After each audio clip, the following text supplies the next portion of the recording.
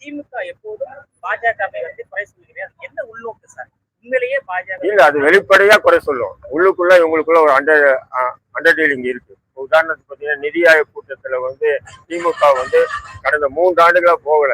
நிதி ஆயோக் கூட்டத்துல முதல்வர் போய் கலந்துக்கல. கேட்டா என்ன சொல்றாங்க, பாஜக வந்து தமிழ்நாட்டுக்கு ஓரவஞ்சனை செய்யறாங்க, ஒரு சரியான நிதி வழங்குறது இல்லைன்னாங்க. இப்ப கடைசி முறை மட்டும் நிதி ஆயோக் கூட்டத்துல போய் கலந்துக்கிறாரு. அதுக்கு காரணம் என்னன்னா, ஆகாஷ் பாஸ்கர் என்கின்ற அவங்களுடைய குடும்ப உறுப்பினர் ஆகாஷ் பாஸ்கர் வீட்டுல ஒரே நேரத்துல 4 திரைப்படங்கள் எடுக்கிறாரு 2000 கோடிக்கு.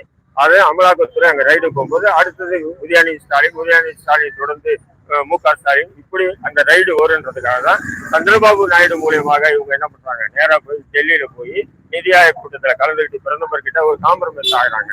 காம்ப்ரமைஸ் ஆகிட்டு அந்த கூட்டத்தில் நம்முடைய முதல்வர் என்ன சொல்லிட்டு வராரு, 2047 2047 இந்தியாவை மிகப்பெரிய